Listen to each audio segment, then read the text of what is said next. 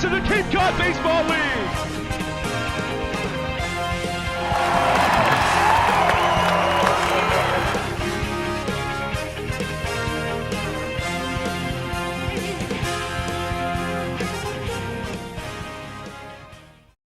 A good afternoon to you here from Veterans Field in Chatham, Massachusetts. We're here to resume the game that got fogged out last week, and as you can see behind us, fog's still here. Alongside Aiden Blank, Jack Hunter here with you on the leadoff spot. And Aiden, a tough loss last night, but you get more than a fresh start tonight. You get 2 runners on base with nobody out to begin this one. Yeah, very good advantage. Grant Hussey's going to lead off. Wareham will make a couple of changes because 2 guys that were in the lineup originally are not here. Chatham, same thing with Lyle Miller-Green. So it'll be an interesting little game here today. Hopefully we get to play.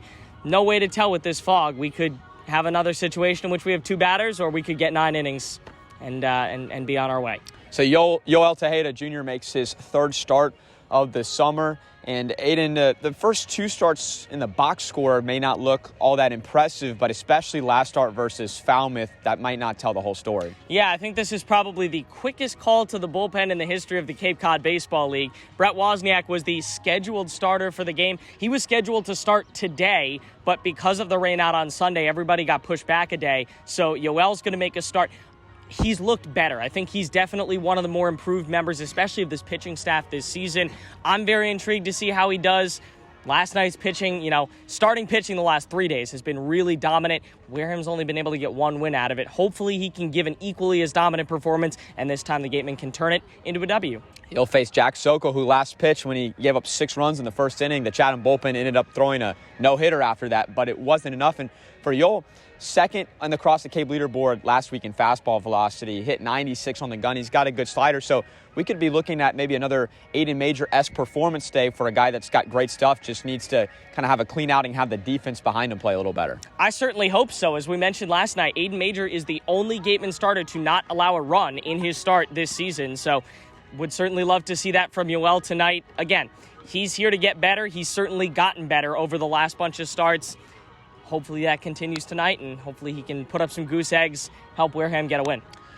Here's the 3rd member of our crew, Amanda Foster, with the skipper, Ryan Smyth. I'm joined now by Garen Caulfield, and Garen, it's a very kind of unique game and unique situation that we're starting in today. You're going to be starting running on second base. Does that change your mentality or the way you prepare at all today? No, I mean, it's definitely interesting. Never done it before, but we're just going to try to play this game the same, and hopefully we can get a couple in the first early. So, How are you going to try to take advantage of, you kind of have the momentum, if you will, going on with 2 runners starting on the bases? Yeah, I don't know. I think it just helps us out a little bit. I mean, I feel like we just need to be good with runners in scoring position, and that's been one of our things this year that we need to get better at, and I think it's a good opportunity to do it here in the first. Well, in an early game today, starting at 1 p.m., what's the energy with the team today? I think it's pretty good. I mean, it was a tough one last night, but we're ready and quick turnaround, and hopefully we can hit some balls hard today. You talked about the team overall being good in scoring position. Is there anything that you're looking to work on specifically for yourself today?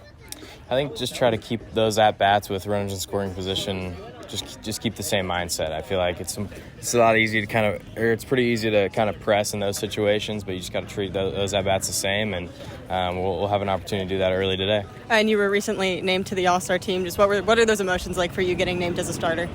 It meant a lot. I feel like I try to take summer ball pretty serious, and it's a good accomplishment, and it was something I was kind of hoping to do when I came out here, and I'm pretty thankful for the opportunity. All right, appreciate it. Thank you. Thank you.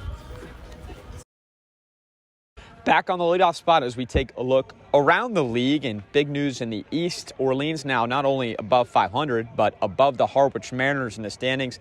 They are in 2nd place, while Chatham are getting a little closer to Brewster at the bottom with that win last night. That certainly helped things out in Aiden in the West Division. A little bit of a shakeup too, even though the standings not necessarily moving. Everything's still happening on a night-to-night basis. Well, the big news is at the top of the division, Cotuit started to slide. They lost again and badly yesterday to Bourne. Bourne has kind of broken that little cold streak that they were on. Wareham will see them at some point down the road a couple times in this month. And then in the bottom of the division, Wareham, had they won last night, could have gained 2 points on Falmouth. That's still the team that is the consensus that Wareham is most likely to get into the playoffs over. you got to start to make up some ground. They're up by a bunch of points right now. Would have been a great opportunity last night with Falmouth losing to gain some points, and you're going to play them again on Thursday and once more at Gov Fuller Field. That matchup, everybody's got it circled on the calendar. It might really come down to that with Wareham and Falmouth being separated by 6 points. Let's keep things moving here on the Leadoff Spot. Back here on the Manager's Show with Ryan Smyth. And Coach, first of all, a 1 p.m. game today after somewhat of a late ending to the game last night. What's the energy of the team like?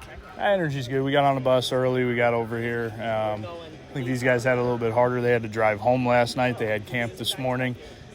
So we'll see how that plays out. But our guys are ready to play baseball. On a unique situation that you're starting, we talked about it a little bit last night after the game with 2 runners on base coming up still on top of the first with a little bit of momentum. But I'm curious, have you ever managed in a game that has started like this? I have not managed in a halted game. It's good to be in the position we're in with second and third and no outs. Hopefully we don't go punch out, fly ball to the infield. But hopefully we get to put some balls in play here and get out to a nice early lead. Does starting like this change the approach at all?